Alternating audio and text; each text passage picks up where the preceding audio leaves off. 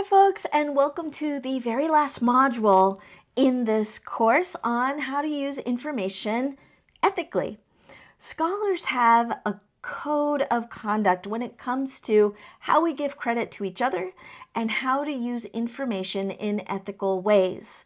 Now, when somebody creates something, be it a scholarly article, a song, photo, video, what we call an intellectual work, they hold the copyright to that. And copyright gives the creator the right to tell others how they want that information used, how they want it to be credited, and how they want it to be shared.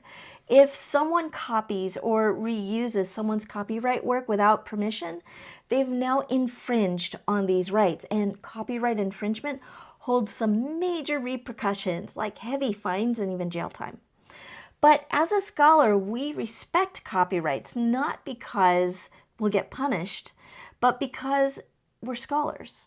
As academics, we respect intellectual works of others because it's how we participate in intellectual conversations without the fear that somebody is going to just rip off our ideas. The same goes for giving credit to other people's ideas. We credit because scholars recognize and respect each other's work. Crediting is a way of acknowledging our intellectual peers. In this module, you're going to learn about copyright, but other things like fair use, Creative Commons licensing, and public domain. Each of these concepts will help you determine whether it's appropriate to use someone's work, how to use it, how to share it, and how to give somebody credit. I want to emphasize that you'll be examining this module using a scholarly perspective.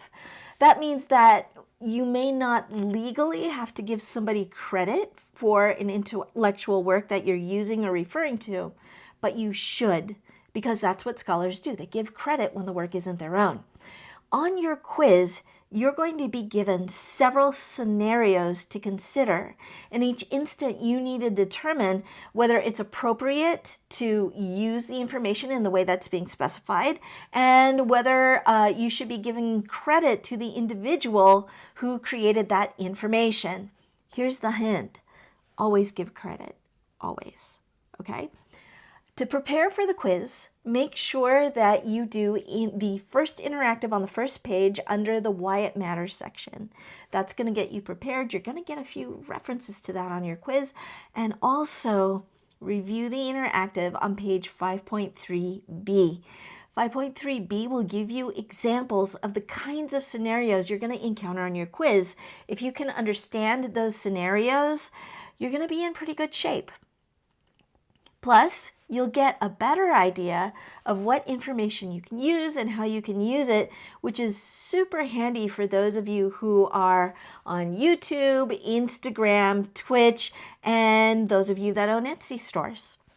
The last page of this module talks about promoting yourself as a scholar and growing your professional network. This page contains some great advice on positioning yourself well so that once you graduate, or even if you're looking for an internship this year, you've got the practice, the documents, the knowledge to get the job, to land that position as soon as you need it.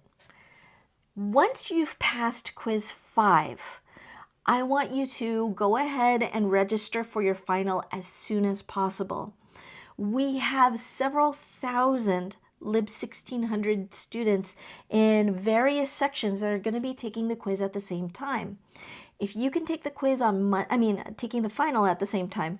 If you can take that final on a Monday or a Tuesday, it's probably going to be easier to get a session in the testing sections, in the testing centers. So do look at that. Like I said, as soon as you pass quiz 5, you are okay to go ahead and schedule that final and do that really soon. Stay tuned for any other announcements. We're almost toward the end, so I just want to make sure that you finish strong, you've got those skills so that you're well prepared for your other classes. Thank you so much for joining me on this journey. Happy studying, and do well this semester, okay? See you soon. Bye now.